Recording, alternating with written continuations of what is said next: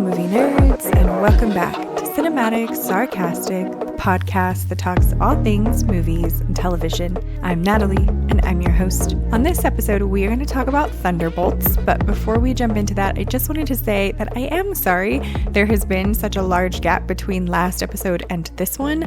I've been trying to speed run Andor, as well as going to see Revenge of the Sith in theaters again, so that I can do kind of a Star Wars chit-chat on May the 4th. I'm hoping to get it up by then. So my apologies for the little bit more, I think, than 1 week difference between last episode and this one. But as I said, this one is going to cover Thunderbolts.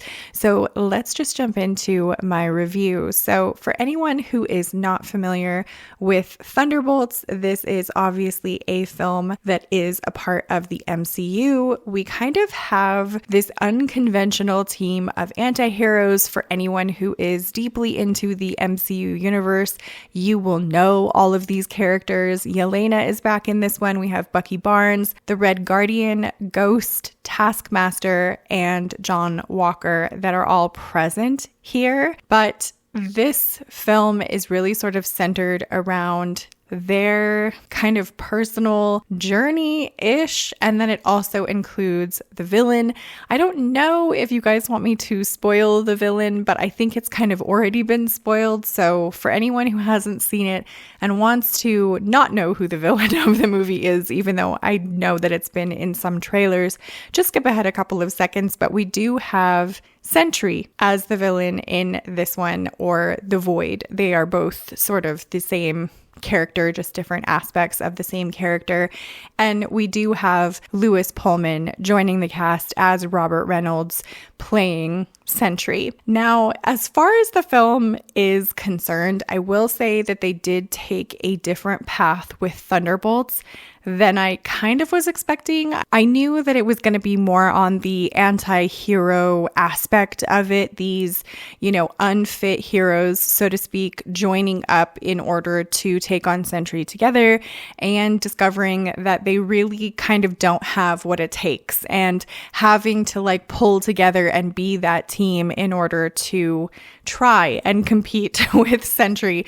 Now, if anyone is familiar with the character Sentry, you know that there really is no competition. He essentially is in his highest god form, and there is no really beating Sentry or the Void in this case. My only complaint with this film, and it's not even necessarily going to be a huge complaint, but my only complaint, if it is considered one, is that I don't think that Thunderbolts was long enough.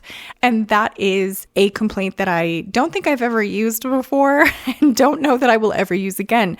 Thunderbolts clocks in at just a little bit over 2 hours.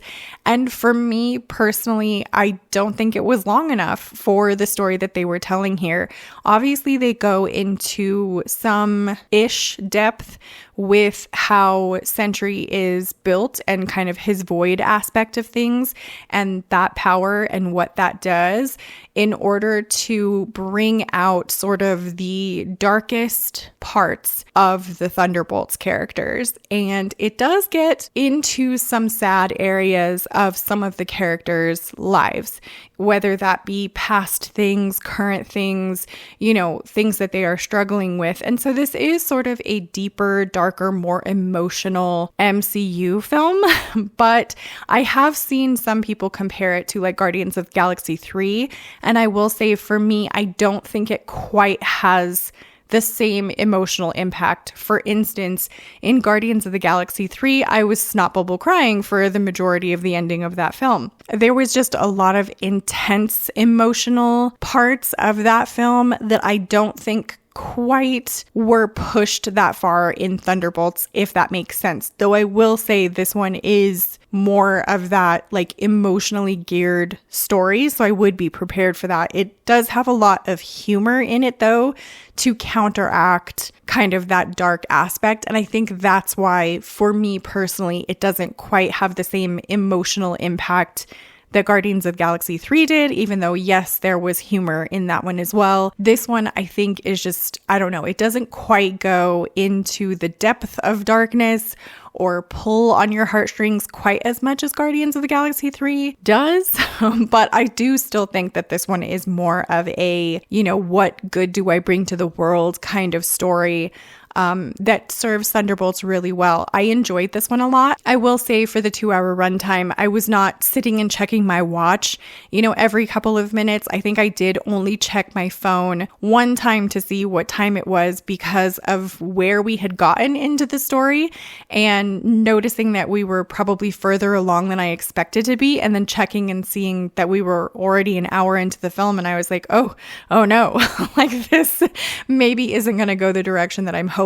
And per what I had said earlier of, I think that this film could have been longer. My gripe with it, and I think that it should have been like 30 minutes more, even though that would have clocked it at like 2.5 hours long, if not a little bit longer than that. I really wish that they had added that additional time, because for me personally, and I don't know if anybody else will feel the same way, but for me personally, I don't think that I had enough time with Sentry and the Void and enough time learning about him and being introduced to that character before the film was over and he had essentially been, beaten or subdued. So for me, I would have liked more time with him, more time to see him as Sentry, more time to see him as the Void. I don't know if maybe I wanted more time with him as the Void because I do understand kind of what that character is and how impossible it would be to kind of go against him, even though it is just as impossible to go against Sentry. But I would have liked to have seen maybe more of that, more time watching Robert Reynolds become Sentry. They did it quite quickly in this movie, where it's a very short amount of time between when he is Bob and then when he becomes Sentry, and then from Sentry to the Void is a very short space of time. So I think if they had just stretched that out a little bit longer and given some more time for the audience to really sort of get a feel for who Sentry was, build up that story a little bit more, show us a little bit more backstory as to who Robert Reynolds was. They do give him some of those moments.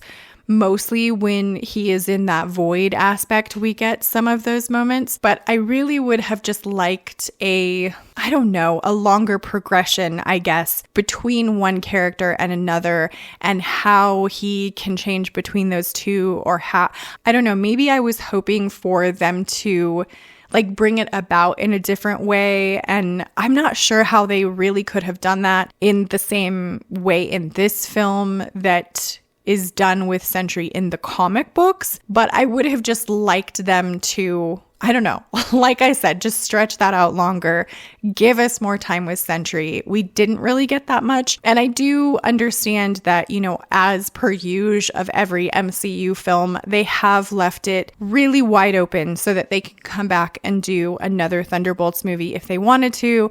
They could add on to Sentry's character later on if they want to. They can pull any of these characters in any which direction that they want. And for me, that is kind of what my gripe is with this film, is that I would really just like to see more MCU films that are solid all on their own without needing additional films to fill in the gaps or add on to the story. I really would like to see something come out of the MCU like some of the early ones that are just standalones or could be standalones. I don't know if any MCU movie has ever really not been open-ended. I can't remember all of them, but a lot of them are open-ended so that they can add on to that. And I guess for me, I would have liked this one to be more self-contained and not have me leave the theater and say, well, now I wish that there was another film to see more of this character or have more of this, person's path. I don't necessarily want to have to see another film to totally understand a character that they introduce in this one, if that makes sense. So for me, I wish that we had spent just a little bit more time with the villain in this film. I don't necessarily consider him a villain, even though he was, but I feel like the way that the movie is done, it's not It is that, but it's not quite that, if that makes sense. You'll have to watch and find out exactly what I'm talking about. But at the end of the day, like, I really did enjoy Thunderbolts. This is probably up there in terms of MCU movies that I did really like and would probably go see other films that this team is involved in. Like, if they did another Thunderbolts, I would go see that. I like this group. Don't hate me, but I like the Thunderbolts probably more than I like some of the original Avengers. I know. But I like the unsung hero. I like the sort of underdog type feel of things. It's why I really liked Black Adam. I like those characters quite a lot, and I would like to see more of Thunderbolts in the future, and I'm sure that the MCU will give us that. So those are really my thoughts on Thunderbolts. I would love to know what you guys thought of this one if you have seen it. Subscribe to join the Movie Nerd family, and I hope to see you in the next episode.